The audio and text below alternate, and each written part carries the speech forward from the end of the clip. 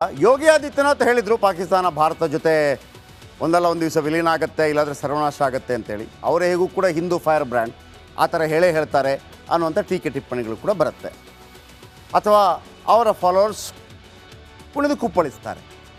ಈಗ ಯೋಗಿ ಆದಿತ್ಯನಾಥ್ ಪಾಕಿಸ್ತಾನ ಭಾರತ ಜೊತೆ ವಿಲೀನವಾಗಬೇಕು ಅಂತ ಹೇಳಿದ್ರು. ಈಗ ಮುಸ್ಲಿಂ ಮುಖಂಡರೊಬ್ಬರು ಬಾಂಗ್ಲಾದೇಶ ಭಾರತದ ಜೊತೆ ವಿಲೀನ ಆಗಲಿ ಅಂತ ಹೇಳಿದ್ದಾರೆ. ಮತ್ತೊಂದು ಹೆಜ್ಜೆ ಮುಂದೆ ಹೋಗಿ ಏನು ಹೇಳ್ತಾರೆ, ಬಾಂಗ್ಲಾದೇಶವನ್ನು ಭಾರತ ಜೊತೆ ವಿಲೀನಗೊಳಿಸೋ ಸಮಯ ಬಂದಿದೆ, ಒಳ್ಳೆ ಟೈಮ್ ಇದು. ಯಾರು ಹೇಳಿದ್ದು? ಥಾಕಿರ್ ರಜಾ ಖಾನ್, ಮುಸ್ಲಿಂ ಮುಖಂಡರು. ಅವ್ರು ಹೇಳ್ತಾರೆ, ನೋಡಿ ಬಾಂಗ್ಲಾದೇಶಿ ಪರಿಸ್ಥಿತಿಯಲ್ಲಿದೆ, ಅದನ್ನು ವಿಲೀನ ಮಾಡ್ಕೊಳ್ಳಿ, ಯಾರು ಕೇಳಕ್ಕೆ ಬರಲ್ಲ, ಒಳ್ಳೆ ಟೈಮ್ ಇದೆ ನಮಗೆ, ಅದು ಭಾರತ ಅಂಗವಾಗಿತ್ತು ಅಂತ ಹೇಳಿದ್ದಾರೆ. ಕೇಳಿಸ್ಕೊಳ್ಳಿ ಏನು ಹೇಳಿದರು.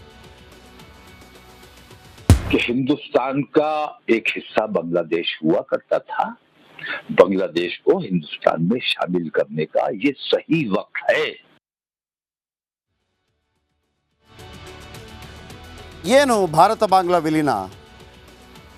ಭಾರತದಲ್ಲಿ ಬಾಂಗ್ಲಾ ವಿಲೀನಕ್ಕೆ, ಬಾಂಗ್ಲಾದೇಶ ವಿಲೀನಕ್ಕೆ ಉತ್ತಮ ಸಮಯ ಅಂತ ಅವರು ಹೇಳಿದ್ದಾರೆ. ಮುಸ್ಲಿಂ ಮುಖಂಡ ತೌಹೀರ್ ರಜಾ ಖಾನ್ ಈ ಆಗ್ರಹವನ್ನು ಮಾಡಿದ್ದಾರೆ. ಕೇಂದ್ರ ಸರ್ಕಾರ ಒಂದು ನಿರ್ಧಾರ ತೆಗೆದುಕೊಳ್ಳಲಿ, ಈಗ ಬಾಂಗ್ಲಾದೇಶವನ್ನು ವಿಲೀನ ಮಾಡಿಕೊಳ್ಳಿ, ನಾಳೆ ಪಾಕಿಸ್ತಾನವು ಭಾರತದಲ್ಲಿ ವಿಲೀನವಾಗುತ್ತೆ, ಭಾರತದ ಸ್ಥಿತಿ ಬಾಂಗ್ಲಾದೇಶಕ್ಕಿಂತ ತುಂಬ ತುಂಬ ತುಂಬ ಚೆನ್ನಾಗಿದೆ, ಬಾಂಗ್ಲಾದೇಶದ ಹಿಂದೂಗಳನ್ನು ಕೂಡ ರಕ್ಷಣೆ ಮಾಡಬೇಕಾಗಿದೆ ಅಂತೇಳಿ ಈ ಮುಸ್ಲಿಂ ಮುಖಂಡರು ಕರೆಯನ್ನು ಕೊಟ್ಟಿದ್ದಾರೆ. ಭಾರತ ಪಾಕಿಸ್ತಾನ ಹೇಗೆ ಧರ್ಮಾಧಾರಿತವಾಗಿ ವಿಭಜನೆ ಆಯಿತೋ ಅದನ್ನೇ ಮಾಡುವಂಥ ಪ್ರಯತ್ನ ಮಾಡ್ತಾ ಇದ್ದೀರಿ ಅಂತೇಳಿ ಉಗ್ರವಾಗಿ ಟೀಕಿಸಿದ್ದಾರೆ. ಅಲ್ಪಮತೀಯ ಸಿದ್ಧಾಂತವಾದಿಗಳು ಹೇಳೋದು ಹೌದಾ? ಹಾಗಿದ್ರೆ ನಿಮ್ಮ ನರೇಂದ್ರ ಮೋದಿ ಪ್ರಧಾನಿನೇ ಆಗೋದಿಲ್ಲ, ಅಲ್ಲೇ 24 ಕೋಟಿ ಮುಸ್ಲಿಮರು ಸೇರಿದರೆ, ಇಲ್ಲಿ 24 ಕೋಟಿ ಮುಸ್ಲಿಮರು ಸೇರಿದರೆ 48 ಕೋಟಿ ಮುಸ್ಲಿಮರು ಆಗ್ತಾರೆ, ಹೆಂಗಾಗ್ತಾರೆ? ಈ ರೀತಿಯ ಚರ್ಚೆಗಳು, ವ್ಯಂಗ್ಯಗಳೆಲ್ಲ ಶುರುವಾಗುತ್ತೆ. ಇವೆಲ್ಲದರ ಹೊರತಾಗಿ ನಾವು ಇವತ್ತೊಂದು ಕಾರ್ಯಕ್ರಮ ಮಾಡಿದ್ವಿ, ಭಾರತ ಪಾಕಿಸ್ತಾನ ಮತ್ತು ಬಾಂಗ್ಲಾದೇಶ ವಿಲೀನವಾದರೆ ಏನಾಗುತ್ತೆ ಅಂತೇಳಿ. ಬಹುಶಃ ಭಾಳ ಇಂಟ್ರೆಸ್ಟಿಂಗ್ ಆಗಿರ್ಬೋದು. ಈಗ ವೆರಿ ಇಂಟ್ರೆಸ್ಟಿಂಗ್ ಪಾಯಿಂಟಿಗೆ ಬರ್ತೀನಿ. ಒಂದು ಕ್ರಿಕೆಟ್ ಟೀಮ್ ಮಾಡೋಣ, ಸೂಪರ್ 11 ನೀವು ಮಾಡ್ಕೊಳ್ಳಿ, ಇದು ನಾವು ಮಾಡಿರೋದು, ನೀವು ಮಾಡ್ಕೊಳ್ಳಿ, ನಾವು ಯೂಟ್ಯೂಬಲ್ಲಿ ಹಾಕ್ತೀವಿ, ನೀವು ಯಾರನ್ನು ಸೆಲೆಕ್ಟ್ ಮಾಡ್ತೀರಿ ನೋಡೋಣ. ಸೂಪರ್ ಆಗಿರುವ ಟೀಮ್ ರೆಡಿ ಮಾಡಿದರೆ ನಾಳೆ ಬೇಕಿದ್ರೆ 2 ತಗೋತೀನಿ ಅದನ್ನು ಕರ್ನಾಟಕ ಪ್ರೈಮ್ ಟೈಮ್ನಲ್ಲಿ. ತುಂಬ ಜನಕ್ಕೆ ಭಾರತ ಪಾಕಿಸ್ತಾನ ಬಾಂಗ್ಲಾದೇಶಗಳು ಸೇರಿದರೆ ಕ್ರೀಡಾ ಕ್ಷೇತ್ರದಲ್ಲಿ ಎಂತೆಂಥ ಸಾಧನೆ ಮಾಡ್ತಾಯಿದ್ರು ಅನ್ನೋ ಕುತೂಹಲ ಇದ್ದೇ ಇದೆ. ಕ್ರಿಕೆಟ್ ಬಗ್ಗೆ ಎಲ್ರಿಗೂ ಇದೆ. ಅದರಲ್ಲೂ ಭಾರತ ಪಾಕಿಸ್ತಾನ ಕ್ರಿಕೆಟ್ ತಂಡಗಳ ಮುಂದೆ ಯಾವ ದೇಶವೂ ನಿಲ್ತಾ ಇರಲಿಲ್ಲ ಅಲ್ವಾ?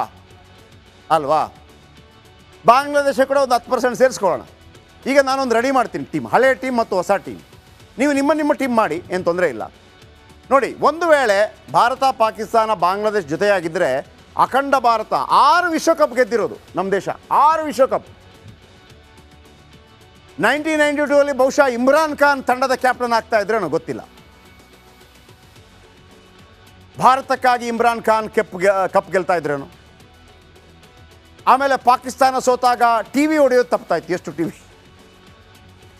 ಒಲಿಂಪಿಕ್ಸ್ನಲ್ಲಿ ಅರ್ಷಮ್ ನದೀಮ್ ಚಿನ್ನ ಗೆದ್ರಲ್ಲ, ಅದು ಭಾರತಕ್ಕೆ ಆಗ್ತಾಯಿತ್ತು, ಚಿನ್ನವೂ ನಮ್ಮದೇ, ಬೆಳ್ಳಿನೂ ನಮ್ಮದೇ ಆಗ್ತಾಯಿತ್ತು. ಬನ್ನಿ ಟೀಮ್ ಹೇಳ್ತೀನಿ ನೋಡಿ. ಹಾಂ, ಹಳೆ ಟೀಮ್ ತಗೊಳ್ಳಿ first.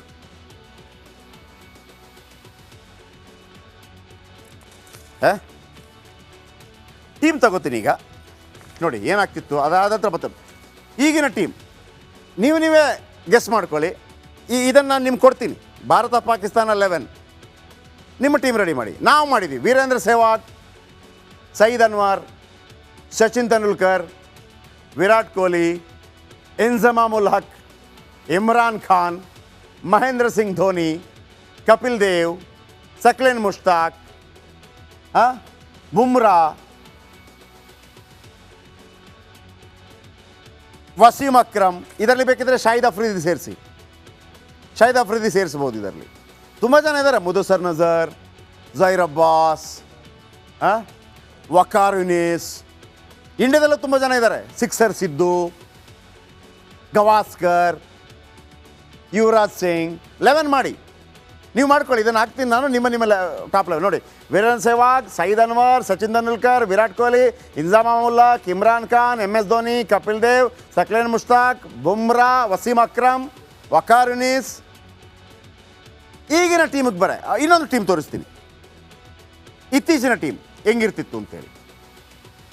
Okay, Rohit Sharma captain, Babar Azam, ಕಲ್ಪಿಸ್ಕೊಳ್ಳಿ, ವಿರಾಟ್ ಕೊಹ್ಲಿ, ಸೂರ್ಯಕುಮಾರ್ ಯಾದವ್, ಮೊಹಮ್ಮದ್ ರಿಜ್ವಾನ್ ವಿಕೆಟ್ ಕೀಪರ್, ಹಾರ್ದಿಕ್ ಪಾಂಡ್ಯ, ರವೀಂದ್ರ ಜಡೇಜಾ, ಶಕೀಬ್ ಅಲ್ ಹಸನ್, ಮೊಹಮ್ಮದ್ ಶಮಿ, ಶೈನ್ ಶಾ ಅಫ್ರಿದಿ, ಬುಮ್ರಾ ನಿಮ್ಮ ಟೀಮು ಮಾಡಿ ಅಲ್ವಾ? ನೀವು ಕಲ್ಪಿಸ್ಕೊಳ್ಳಿ, ಸಾಧ್ಯ ಇರ್ತಿತ್ತಲ್ವಾ?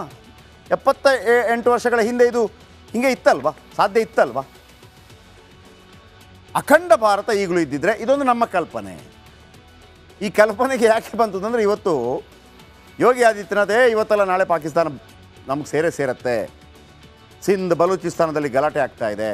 ಆಮೇಲೆ ಇನ್ನೊಬ್ಬರು ನಾಯಕರು, ಮುಸ್ಲಿಂ ನಾಯಕರು ಹೇಳಿದ್ರೆ ಬಾಂಗ್ಲಾದೇಶನ ಸೇರಿಸ್ಕೊಂಡ್ಬಿಡಿ ಸರ್ ನಮ್ಮ ಜೊತೆ ಅಂತೇಳಿ.